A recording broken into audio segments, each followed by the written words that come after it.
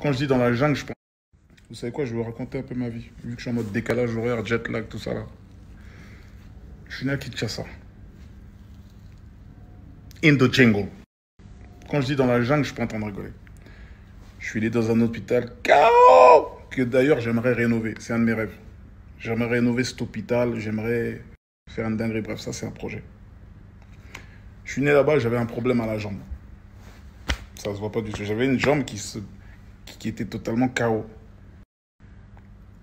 Donc, il y a une amie de ma daronne qui a eu la sagesse de tout de suite me prendre en charge, me ramener chez les médecins qu'on pouvait trouver. C'est la jungle.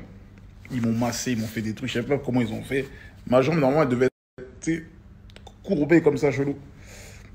Et par la grâce divine, voilà, je suis là devant vous, sur scène. Donc voilà, je suis le troisième, moi. On est 6 frères et sœurs de même père, même mère. Donc moi, je suis le troisième.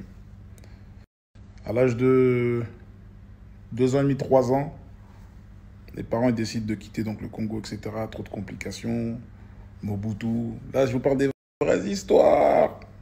Kinshasa, c'est un bled. Le Congo, c'est un bled en guerre depuis. Parce que trop de richesses, trop de... Bref. Mes parents décident de venir en France, etc. Mais c'est pas moi qui étais censé venir. Ils allaient prendre un autre. Le premier fils de ma daronne.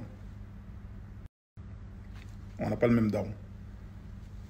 Je ne sais pas ce qui s'est passé. Il y a eu un moment de réflexion, d'hésitation. Bah, finalement, c'était ce bon vieux Gibbs qui a pu prendre l'avion. Tout petit bébé, sur les genoux du défunt Defao. Paix à son âme. Donc, on arrive en France. Les années 90. Dinguerie. Moi, j'ai très peu de souvenirs. On est en galère, pas de maison, etc. Au début, ça va à l'hôtel, mais avec des billets froissés du bled. Donc, il n'y a pas de quoi tenir. Donc, on est dans des hôtels KO. On jongle d'hôtel en hôtel. Le daron, il fait comme il peut, la daronne, elle fait comme elle peut. Finalement, il décide de nous placer dans une famille d'accueil, des sortes d'internat. Donc, on va là-bas. J'arrive, je découvre de nouveau. C'est la première fois que je vois des débats tout même, tu vois. C'est choquant. Donc, on est là avec les frères et sœurs. On reste là-bas quelques années. On apprend plein de choses. J'ai plein de super souvenirs. Pour la première fois, je vois E.T. Je découvre la télé, je découvre la France. Ensuite, on quitte cette famille d'accueil pour arriver dans Paris Centre, The Art. Je suis à l'école là-bas, je fais toute ma primaire là-bas, ma scolarité là-bas. Ouais, donc la daronne est en train de pleurer, elle me dit, on y là, genre, va-t'en, on part, etc. Moi, je suis là, figé, tétanisé, je comprends pas ce qui se passe. Des keufs partout. Il y a des keufs dans un... Là-bas, ils sont en train de frapper à incluant, enfin, c'est pas incluant à moi, mais on était dans ce squat-là, il y avait plein de monde, en fait. C'est-à-dire, dans le squat, il était grand, il y avait genre 4-5 pièces. Nous, on occupait une pièce. On était dans une... Il y avait une pièce et demie. Il y avait un petit local où il y avait un matelas qui prenait tout le local et on dormait tous dessus comme ça. On dormait tous dessus. C'était une dinguerie. Et dans les autres pièces, bah, tu avais d'autres squatteurs. Tu en avais qui faisaient leurs affaires, qui vendaient leur drogue, la coke, etc. C'était vraiment une dinguerie. Et ce squat-là, ce système-là, c'est géré par une tête. Tu as un gars, il est là, il est posé. Il sait qu'il y a des gens qui arrivent du bled, etc. Lui, son boulot, c'est de les installer. Il prend un billet sur tout le monde. Ça veut dire même ce gars-là, il arrive chaque mois, cac, cac, cac, cac, cac. Oui, il est en mode, vas-y, donnez-moi mon oseille ou sinon vous dégagez d'ici. C'est dans ça que j'ai grandi. J'ai grandi comme ça.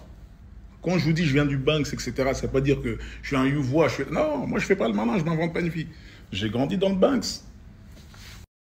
Je suis un artiste. J'ai toujours été artistique, etc., mais je suis dans le Banks.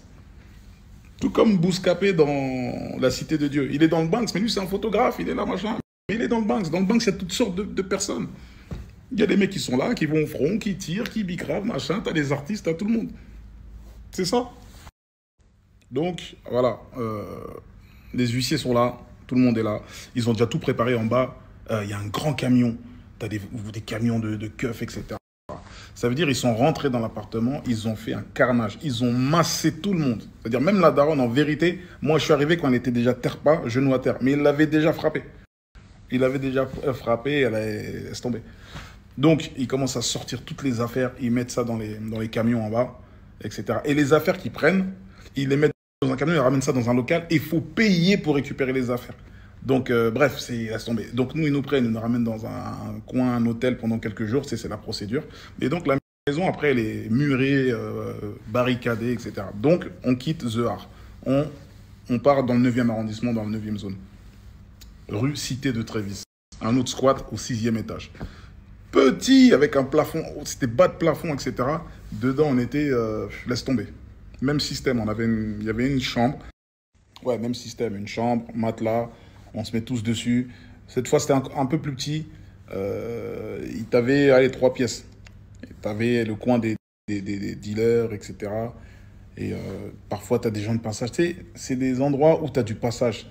Ça veut dire que c'est des endroits, c'est pas stable. Tu as un mec qui peut te ramener une dinguerie. Combien de bagarres, Bref, donc pendant que je suis à rue Cité de Trévis, donc je suis à l'école, au collège. Là, j'arrive au collège, à Jacques Decour. C'est les années collège. Donc je suis déter, je suis motivé et tout, je suis dégoûté, j'ai quitté The Har, tous mes potes. Je rencontre d'autres potes de la section dans ce quartier-là, tout le reste, tous les autres. Et donc c'est une nouvelle vie, mais je suis toujours dans un squat. Je suis toujours dans, il y a toujours cette crainte, cette instabilité. Je vais rentrer chez moi, la porte elle va être murée, je vais trouver les... Donc c'est toujours ça. Donc impossible d'avoir une scolarité normale. Impossible d'avoir une scolarité normale. Pourquoi? Parce que les problèmes qui sont à la maison, ils sont trop, c'est trop compliqué. Je ne peux pas arriver avec des devoirs. Là, il y a le théorème de Pythagore, de Thalès, maman. Mais on essaie déjà de survivre. Quel Pythagore tu nous ramènes là? On veut vivre là. On survit. Donc ce que je craignais a fini par arriver. Je rentre de l'école. Là, c'est carrément... C'est-à-dire là, ils sont allés à une vitesse. C'est-à-dire que là... Je ne sais pas ce qui s'est passé, mais je suis arrivé, la porte, elle était, c'est-à-dire un blindage. On aurait dit le cérébro dans X-Men. Ça veut dire que dinguerie. Donc j'arrive comme as, plus personne. À cette époque-là, pas de téléphone portable, machin, j'ai rien. Donc je suis là, je traîne en bas. Boum, je croise un des squatteurs qui squattait avec moi, il me raconte la story, tout ça, bah. J'arrive à retrouver la daronne, tout le monde, tout ça. Et là, la daronne, elle a dû déménager, ils sont allés à Drancy. Mais il faut voir Drancy, l'appartement dans lequel il était. Déjà, l'immeuble de Drancy, vous étiez, on dirait la tour de Pise, là. Comment ça s'appelle la tour? Mais c'est une dinguerie. C'est-à-dire, l'immeuble est penché comme ça. Ça veut dire, dans l'appartement, il faut des techniques même pour boire son féca, son truc. Ça veut dire que... T'as capté? Je vous jure, je ne suis pas en train de vous mytho. J'ai pas d'intérêt. Là, si je raconte ma vie, je vous ai dit, je suis en vacances pendant 5 jours. On peut enfin se retrouver un peu, parler sincèrement. Je vous dis, je rentrais chez la daronne, ça veut dire que je pousse la porte à Drancy, il y a quelque chose qui bloque. Qu'est-ce qui bloque la porte? Un matelas. Dès qu'on rentrait dans l'appartement, matelas par terre. Ce bon vieux Belgique, assis là. Ma petite sœur Harmonie. Je vois la daronne dans ses yeux, je vois la... Elle est gênée, elle est mal. Elle est mal. La maison, c'était une dinguerie, l'appartement. Ils sont restés je ne sais pas combien d'années là-bas. Et je ne pouvais pas m'ajouter à eux là-bas. Je ne pouvais pas. Je suis parti. J'ai dit, je ne peux pas, c'est trop compliqué, c'est trop. La daronne, elle n'a pas d'intimité, la daronne, machin. Non, c'est trop. J'étais calme. Donc là, je commence à vagabonder. Je dors chez mon gars Masca qui m'a hébergé je ne sais pas combien de temps. Je dors chez mon gars Lefa qui m'a hébergé je ne sais pas combien de temps. Je mange chez Barak Adama je ne sais pas combien de temps. Et là, on monte la section, etc. C'est de là que ça vient, en fait. C'est de là que ça prend racine. C'est réel. C'est réel. Et il y a zéro fierté. Il y a zéro... ouais, non. Je viens de là. C'est pour ça que je suis comme ça. C'est pour ça que je fanfaronne. C'est pour ça que je fais le kéké. Parce qu'on vient de là. On vient de là, c'est la vérité. Et je pourrais parler encore des heures, mais c'est pas le but. C'est pas le but. Je voulais juste partager un petit bout, tu vois. Un petit bout raconté sous un axe comme ça. C'est pas un reportage, c'est pas un docu. Donc, qu'est-ce qui se passe ensuite? C'est trop compliqué. Je suis placé dans une famille d'accueil à Porte de Pantin. Je reste là-bas 1 an et demi, je crois, 2 ans. C'est-à-dire, j'arrive, je suis dans une autre famille. C'est une famille de Renois qui m'ont super bien accueilli. C'était des Togolais. Ils m'ont super bien accueilli. Mais t'arrives, t'es dans une autre famille, en fait. Ça veut dire que tu rentres, il y a déjà une famille. Il y a des gens qui sont là, toi, t'arrives. T'imagines, t'es gêné, t'es pas rien. J'ai jamais pu ouvrir le frigo. Alors que j'avais le droit, ils m'ont mis à l'aise, tout. J'ai jamais pu, parce que j'arrivais pas. C'est compliqué. Ça veut dire que je rentrais de l'école, j'étais en école d'art, j'avais réussi à gagner une école, un concours pour aller à Corvisart, une école d'art, j'ai kiffé. Donc, c'était ça ma vie. J'allais à Corvisart à l'école, je rentrais à Porte de Pantin, là-bas. Et je restais dans la brochamp. J'étais trop gêné, je pouvais pas me poser dans le salon comme si. Donc voilà, je suis entre Porte de Pantin, Corvisart. C'est ma routine. Mais voilà, je suis pas heureux en vérité. Je suis pas bien, je suis pas à l'aise. En même temps, voilà, il y a les projets avec la section. On essaie de faire du son, on galère, etc. Et donc, ma scolarité, même, je l'ai foirée. J'ai déjà fou en l'air parce que j'y arrive pas. Je suis pas. Ça va pas trop. Ça va pas trop. Donc, j'arrête Corvisart. Et je décide de quitter la famille d'accueil. Je décide de partir. Et là, je pars vraiment à l'aventure. Ça veut dire que là, c'est parti. Rien dans les chapeaux. Là, tu vois vraiment tes amis. Ils sont où les amis? Là, il n'y avait rien à cette époque-là. Il n'y a pas de Warano, 1 million d'albums vendus, ici, ça. Zéro. Là, on a commencé à bosser avec le Fa. À Disneyland. Hein? Bati Pro. Crit Cell Pro. Hein? J'écrivais des textes avant d'aller me casser le dos.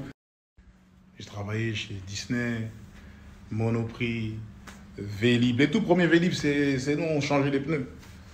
Vélib, j'ai fait sécurité, j'étais là debout, gardien de nuit. J'ai fait tous les tafs possibles. J'ai fait, laisse tomber. Et en même temps, en parallèle, on faisait nos sons. On a commencé à faire la Terre du Milieu. On allait à...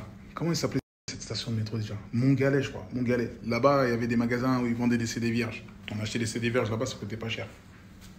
On achetait les CD vierges, on allait chez des potes à nous qui avaient des tours là, les ordi à l'ancienne là.